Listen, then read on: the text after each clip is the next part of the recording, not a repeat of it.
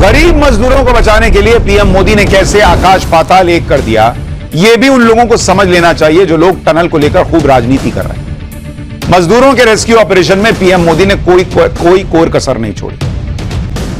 और यह हवाई बात नहीं है, क्योंकि 12 नवंबर की सुबह करीब 5:30 बजे के करीब यह मजदूर टनल में फंसे थे और अगले ही दिन उत्तराखंड के सीएम पुष्कर सिंह धामी वहां पहुंच गए। सीधे मुख्यमंत्री वहां पर पहुंचे, यानी मजदूरों को उनके हाल पर छोड़ नहीं दिया गया। ऐसा नहीं हुआ कि खाना पूर्ति के लिए किसी अफसर या मंत्री को भेज दिया गया, सीधा मुख्यमंत्री वहां पहुंचे। खुद राज्य के मुख्यमंत्री वहां पर गए और मुख्यमंत्री ने पहुंचते ही बताया कि उनकी प्रधानमंत्री से बात हुई है और हर मदद केंद्र से मिलेगी। ऐसा नहीं हुआ कि उत्तराखंड का मामला है तो राज्य सरकार अपने लेवल पर देख लेगी, बल्कि शुरू से ही पीएम मोदी इसमें इन्वॉल्व रहे। प्रधानमंत्री मोदी पूरे रेस्क्यू ऑपरेशन के दौरान उत्तराखंड के मुख्यमंत्री पुष्कर धामी के संपर्क में रहे, उनसे बातचीत करते रहे। अभी ऑपरेशन खत्म हुआ है तो पुष्कर धामी ने कहा कि तुरंत पीएम का फोन आ गया कि सब ठीक है कि नहीं। 2 हफ्ते में लगातार सीएम पुष्कर धामी ने बताया कि पीएम मोदी ने उनसे बात करके रेस्क्यू ऑपरेशन का अपडेट लिया।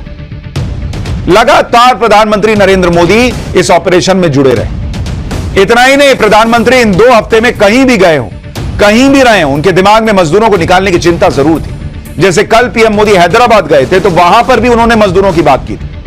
पीएम ने हैदराबाद के कार्यक्रम में टनल में फंसे लोगों के लिए प्रार्थना करने के लिए कहा। पीएम ने कहा कि वो मजदूरों को बचाने के लिए कोई कसर नहीं छोड़ रहे, लेकिन प्रार्थना भी तो जरूरी है। हैदराबाद में रैली कर रहे हैं, अभी पता नहीं था कि मजदूर निकलेंगे या नहीं निकलेंगे, लेकिन सबसे कह रहे हैं कि चलो मिलकर प्रार्थना कीजिए। सुनिए पीएम ने क्या कहा था। देवी देवताओं से प्रार्थना कर रहे हैं, मानवता के कल्याण की बात करते हैं, तो हमें अपनी प्रार्थना में उन श्रमिक भाइयों को भी स्थान देना है जो बीते करीब 2 सप्ताह से उत्तराखंड की एक टनल में फंसे हुए हैं। सरकार और तमाम एजेंसियां मिलकर उन्हें संकट से बाहर निकालने में कोई कोर कसर बाकी नहीं छोड़ रही है। लेकिन इस राहत और बचाव अभियान को हमें बहुत सतर्कता से ही पूरा करना है। इस अभियान में प्रकृति हमें लगातार चुनौतियां दे रही है, लेकिन हम डटे हुए हैं, 24 घंटे प्रयास कर रहे हैं। हमें प्रार्थना करनी है उन श्रमिकों के सकुशल निकलने के लिए और जल्द से जल्द निकलने के लिए। हमें हिम्मत देनी है, हौसला देना है उन श्रमिकों के परिवार को कि पूरा देश आपके साथ है। देव दीपावली का हर दीप, कोटि दीपोत्सव का हर दीप उस टनल में फंसे श्रमिकों के जीवन में जल्द से जल्द प्रकाश लाए। हम सभी की यही प्रार्थना है। एक तरफ आप प्रधानमंत्री नरेंद्र मोदी की सीरियसनेस देखिए कि इतनी व्यस्तता के बाद भी उन्होंने मजदूरों को बचाने के लिए जो चीजें हो रही थी उन्हें प्राथमिकता पर रखा। खुद लगातार सीएम धामी से बात करते हैं। और इस देश में विपक्षी पार्टियां ऐसी हैं जो इसमें भी पॉलिटिक्स कर रही हैं कि नरेंद्र मोदी खुद क्यों नहीं गए। अरे बॉस, नरेंद्र मोदी चले जाएंगे, वहां पर रेस्क्यू ऑपरेशन चल रहा है, एक प्रधानमंत्री जाएंगे, उनके साथ इतना सिक्योरिटी वगैरह तमाम चीजें होंगी। उन्होंने अपने लोग भेजे हैं, सारे लोग लगा दिए, पीएमओ भेज दिया वहां पर, और प्रधानमंत्री चले जाए। ये पीएमओ के लोगों की तस्वीरें हैं। प्रधानमंत्री ने अपना पूरा कार्यालय वहां पर भेज दिया कि जाइए आप लोग देखिए और कोऑर्डिनेट कीजिए ढंग से कैसे होना है। क्या पीएम वहां पे जाके सुबह से रात तक वहीं बैठे रहते और उसके बाद ये अफसर क्या करते?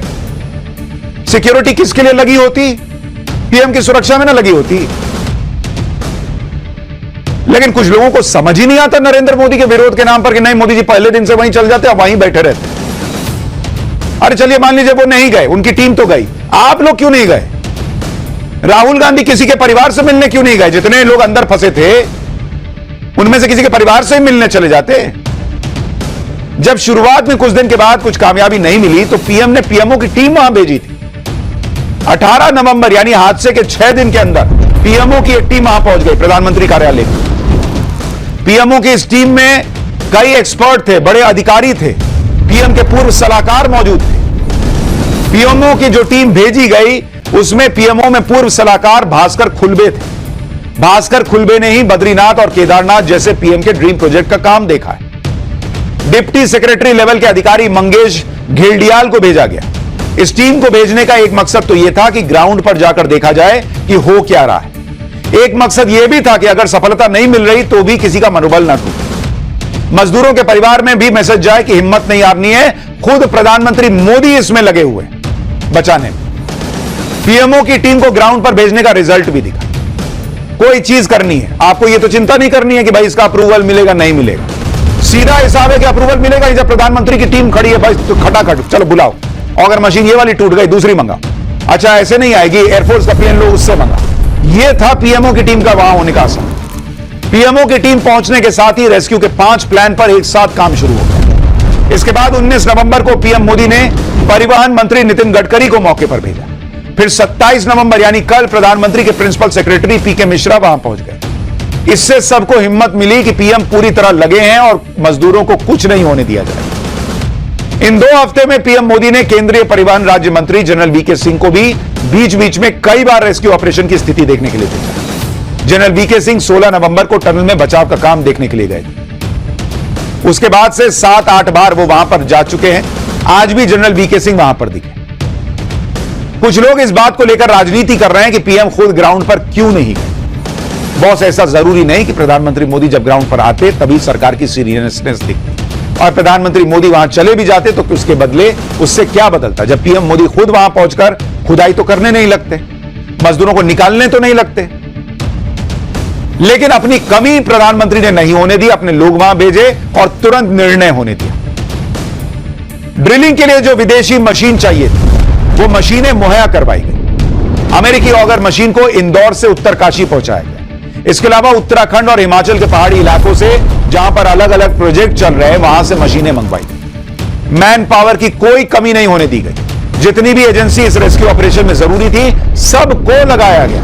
सेना को लगा दिया गया, एयरफोर्स के हरक्यूलीज और ग्लोब मास्टर विमान लगाए गए, अमेरिकी ऑगर मशीनें उत्तरकाशी पहुंचा दी गई। और जो लोग आज सवाल उठा रहे हैं कांग्रेस पार्टी के और विपक्ष के, उन्होंने अपने राज्य में क्या किया था रेस्क्यू ऑपरेशन, अभी आगे बताऊंगा, सुनिएगा जरूर। लेकिन यहां नरेंद्र मोदी सरकार ने बीआरओ के जवानों को लगाया ताकि जल्द से जल्द मशीनें पहुंचाने के लिए सड़कें बनाई जा सके। रातों रात सड़कें तैयार की गई। रातों रात रेस्क्यू टीम ने थाईलैंड की उस रेस्क्यू कंपनी से संपर्क किया जिसने थाईलैंड की गुफा में फंसे बच्चों को बाहर निकाला था। नॉर्वे की एनजीआई एजेंसी से संपर्क किया गया जिससे सुरंग के भीतर ऑपरेशन में विशेष सुझाव लिए जा सके। 20 नवंबर को एक इंटरनेशनल एक्सपर्ट आर्नल्ड डिक्स को बुलाया गया। वो लगातार पिछले 7-8 दिन से वहीं लगे हुए। इन बातों को सुनकर किसी को भी ऐसा लगेगा कि बॉस लग रहा है कोई बहुत बड़ा वीवीआईपी अंदर फंस गया है। लेकिन प्रधानमंत्री नरेंद्र मोदी के लिए इस देश का गरीब ही वीवीआईपी है। इसीलिए पैसा क्या लग रहा है, क्या मशीनें लग रही हैं, किससे मदद मांगनी है, भूल जाओ। बचाओ सबको, अपने देश के गरीबों को बचाओ। ऐसा रेस्क्यू ऑपरेशन देखें कभी।